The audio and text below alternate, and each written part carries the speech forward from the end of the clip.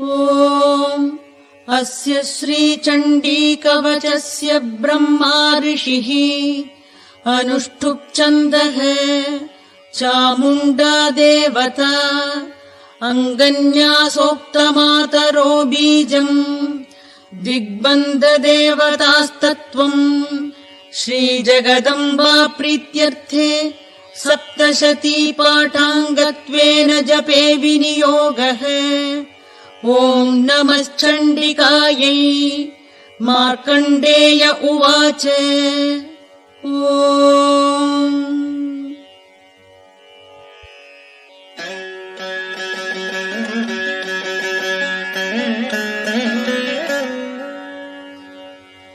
यद्गुह्यम् परमम् लोके सर्वरक्षाकरम् नृणाम् यन्न कस्यचिदाख्यातम् तन्मे ब्रूहि पितामह। ब्रह्मोवाच अस्ति गुह्यतमम् विप्र सर्वभूतोपकारकम् देव्यास्तु कवचम् पुण्यम् तच्छृणुष्व महामुने। प्रथमम् शैलपुत्री च द्वितीयम् ब्रह्मचारिणी तृतीयम् चन्द्रघण्टेति कूष्माण्डेति चतुर्थकम्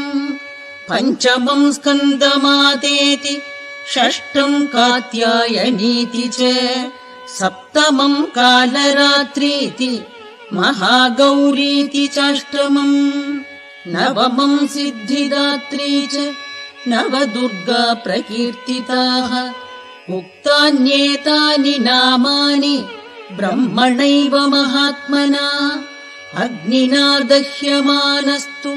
शत्रुमध्ये गतोरणे विषमे दुर्गमे चैव भयार्ताः शरणम् गताः न तेषाम् जायते किञ्चित् अशुभम् रणसङ्कटे नापदम् तस्य पश्यामि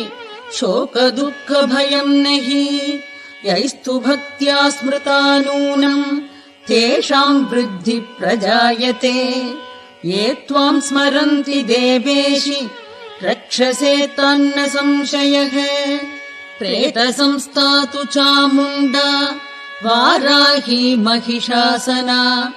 ऐन्द्री गजसमारूढा वैष्णवी गरुडासना माहेश्वरी वृषारूढा कौमारी शिखिवाहना लक्ष्मी पद्मासना देवी पद्महस्ता हरिप्रिया श्वेतरूपधरा देवी ईश्वरी वृषवाहना ब्राह्मी हंस समारूढा सर्वाभरणभूषिता इत्येता मातरः सर्वाः सर्वयोगसमन्विताः नानाभरणशोभाढ्या नानारत्नोपशोभिताः दृश्यन्ते रथमारूढा देव्यः क्रोधसमाकुलाः शङ्खम् चक्रम् गदाम् शक्तिम् हलम् च मुसलायुधम् खेटकम् तोमरम् चैव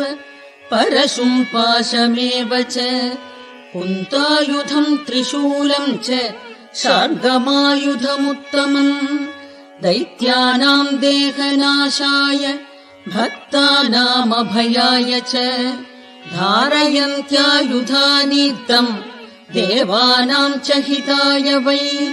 नमस्तेऽस्तु महारौद्रे महाघोरपराक्रमे महाबले महोत्साहे महाभयविनाशिनी त्राहि माम् देवि दुष्प्रेक्ष्ये शत्रूणाम् भयवर्धिनी प्राच्याम् रक्षतु मामैन्द्री आग्नेयामग्निदेवता दक्षिणेवतु वाराही नैऋत्याम् खड्गधारिणी प्रतीच्याम् वारुणी रक्षेत् वायव्याम् मृगवाहिनी उदीच्याम् पातु कौमारी ऐशान्याम् शूलधारिणी ऊर्ध्वम् ब्रह्माणि मे रक्षेत् अधस्ताद्वैष्णवी तथा एवम् 10 दिशो रक्षेत् चामुण्डा शववाहना जया मे चाग्रतः पातु विजया पातु पृष्ठतः अजिता वामपार्श्वे तु दक्षिणे चापराजिता शिखामुद्योतिनी रक्षेत् उमा मूर्ध्नि व्यवस्थिता मालाधरी ललाटे च भ्रुवौ रक्षेद्यशस्विनी त्रिनेत्रा च भ्रुवोर्मध्ये यमघण्टा च नासिके शङ्खिनी चक्षुषोर्मध्ये श्रोत्रयोर्द्वारवासिनी कपोलौ कालिका रक्षेत् कर्णमूले तु शाङ्करी नासिकायाम् सुगन्धा च उत्तरोष्ठे च चर्चिका अधरे चामृतकला जिह्वायाम् च सरस्वती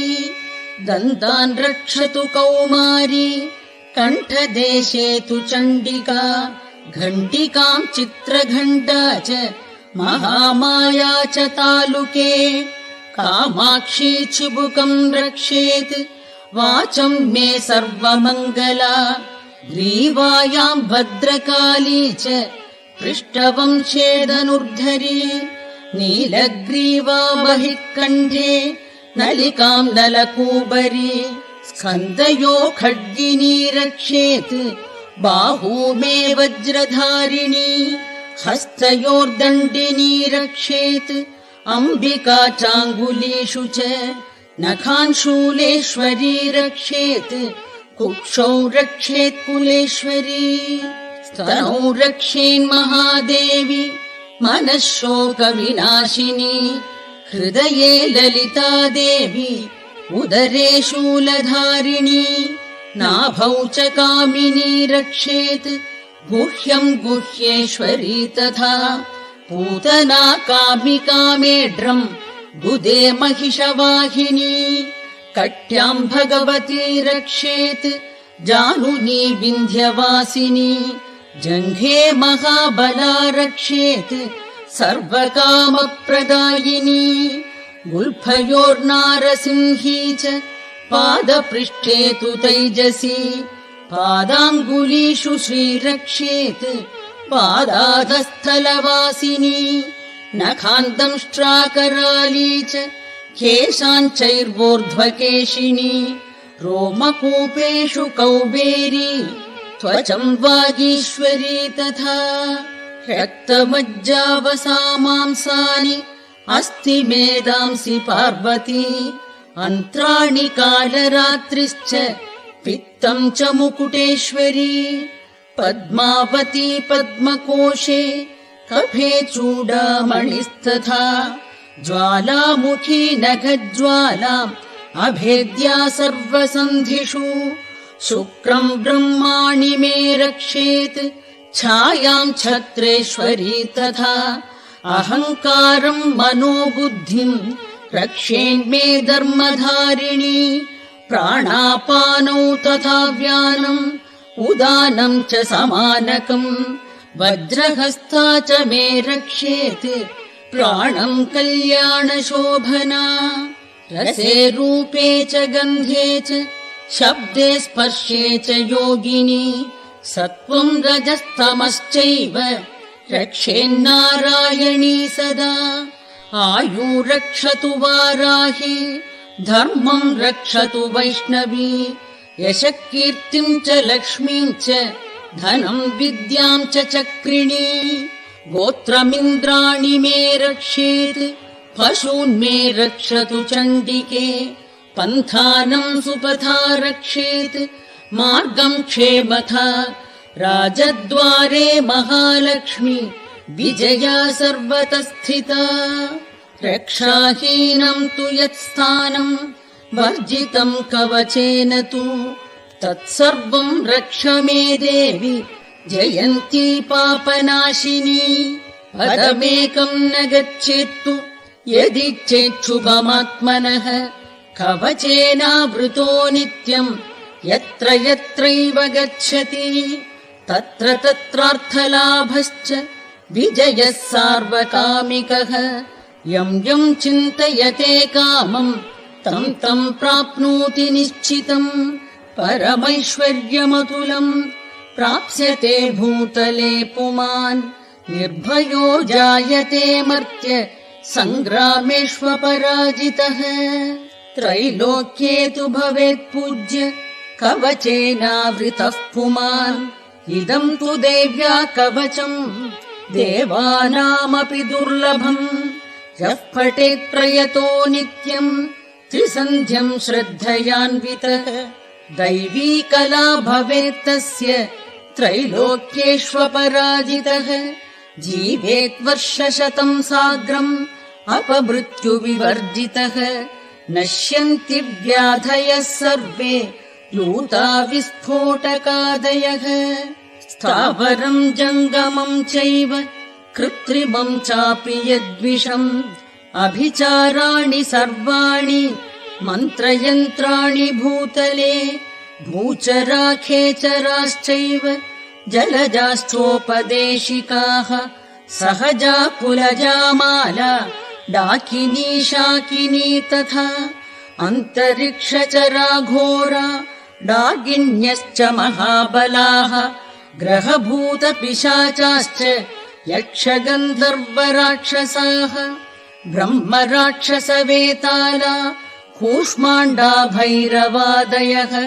नश्यन्ति दर्शनात् तस्य कवचे हृदि संस्थिते मानोन्नतिर्भवेत्राज्ञः